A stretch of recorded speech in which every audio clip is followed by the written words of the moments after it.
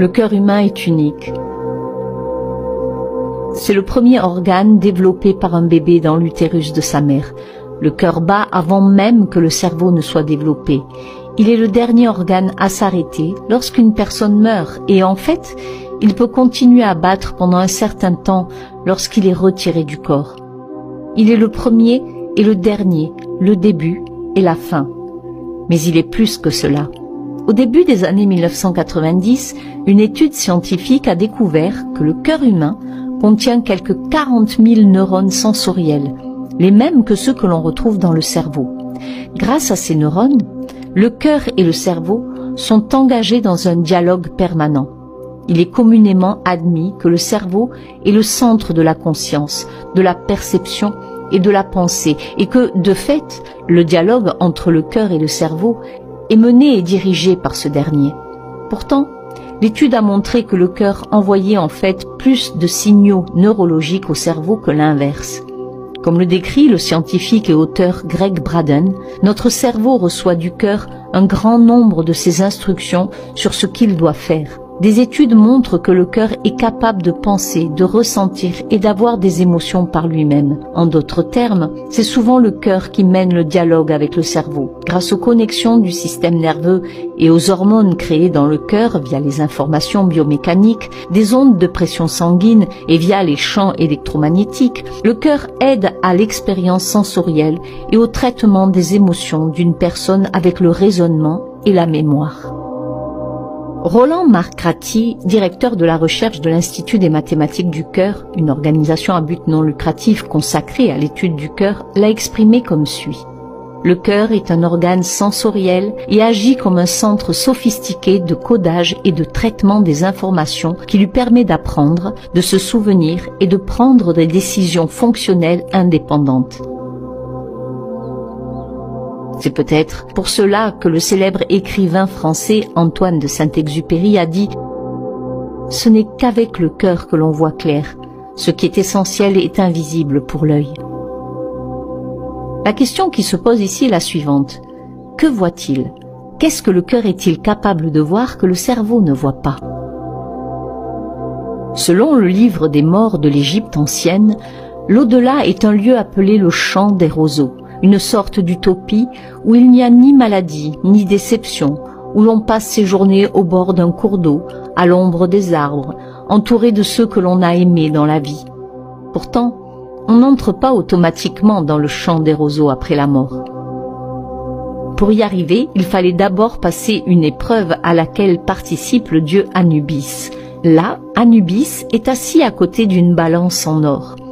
Sur l'une des balances, on plaçait le cœur du défunt, et sur l'autre, une seule plume blanche, la plume de la vérité. Si le cœur était plus léger que la plume, le défunt était admis dans le champ de roseaux. Dans le cas contraire, il était chassé et mangé par un monstre.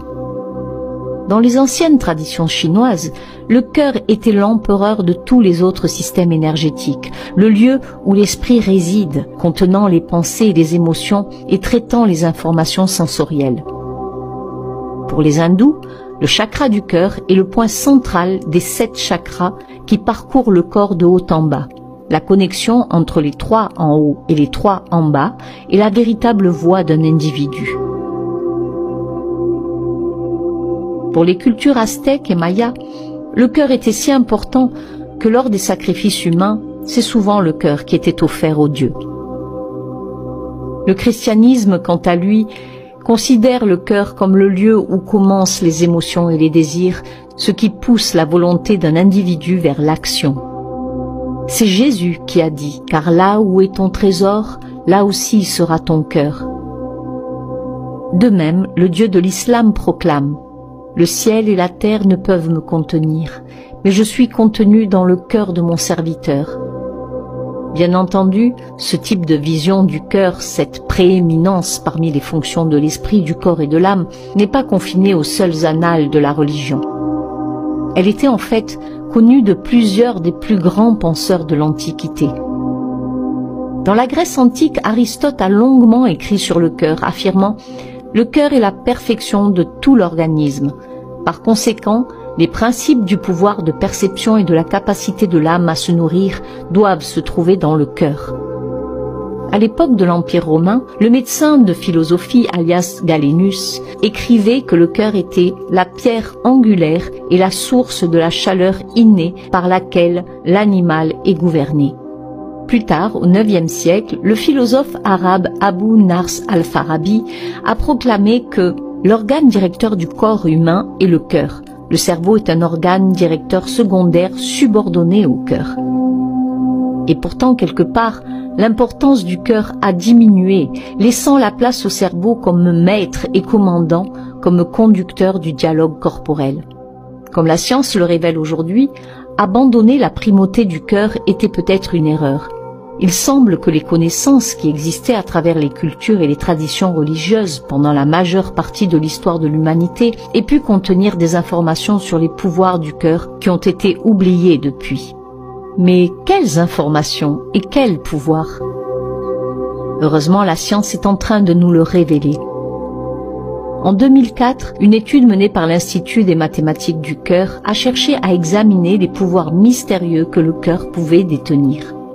Dans le cadre de cette étude, on a montré aux participants une série de 45 images, certaines belles, d'autres inquiétantes et d'autres encore neutres, tout en branchant les participants à des machines mesurant les accélérations et les décélérations cardiaques, ainsi que les signaux potentiels évoqués par les battements du cœur à la surface de la peau. En bref, les machines mesuraient ce que faisait le cœur pendant la projection des images. Les résultats ont été bouleversants.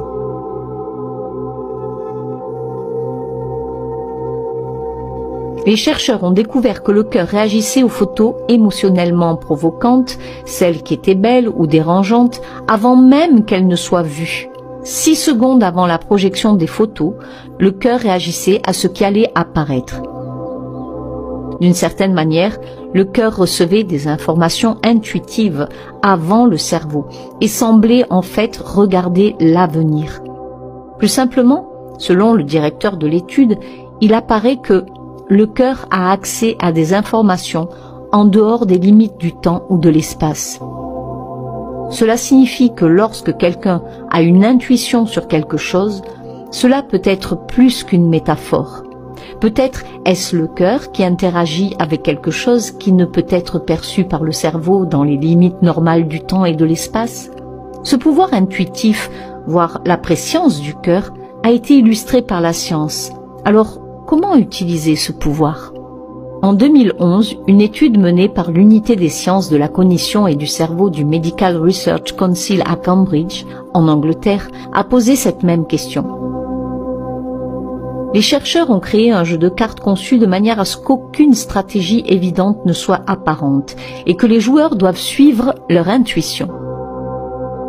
En d'autres termes, ils devaient écouter leur instinct. Pendant le jeu, les participants à l'étude portaient divers appareils de surveillance cardiaque. La plupart des joueurs ont progressivement trouvé un moyen de gagner la partie et presque tous ont déclaré se fier à leur intuition plutôt qu'à leur raison. Cependant, la vitesse et la facilité avec laquelle les participants ont découvert le moyen de gagner variaient considérablement selon qu'ils se fiaient à leur intuition. Certaines des intuitions des participants étaient justes, d'autres étaient fausses. Les chercheurs se sont demandé pourquoi et ont reçu une explication étonnante. Il s'est avéré que les participants qui étaient plus conscients des battements de leur propre cœur avaient de meilleures intuitions. En d'autres termes, ceux qui étaient capables d'écouter leur cœur prenaient de meilleures décisions intuitives. Ils ont pu devenir meilleurs au jeu plus rapidement en utilisant la puissance de leur cœur. Cela soulève la question de savoir s'il s'agit d'un pouvoir qui peut être développé. L'intuition du cœur pourrait-elle être utilisée pour devenir meilleure dans des domaines plus importants qu'un jeu de cartes? Et où cela s'arrêterait-il? Quand l'intuition inhérente se transforme-t-elle en préscience consciente? Et cela peut-il réellement être facilité? Il se peut que la science ne fasse qu'effleurer la surface de ces conditions. L'Institut de mathématiques du cœur affirme que la clé réside dans l'adoption de pratiques qui placent le cœur dans ce que l'on appelle un état de cohérence cardiaque. En d'autres termes, pour avoir un impact positif sur les systèmes biologiques de soi-même et des autres, les informations encodées dans le champ électromagnétique du cœur doivent être positives et saines. Au fil des décennies, L'Institut de mathématiques du cœur a mis au point des pratiques aujourd'hui utilisées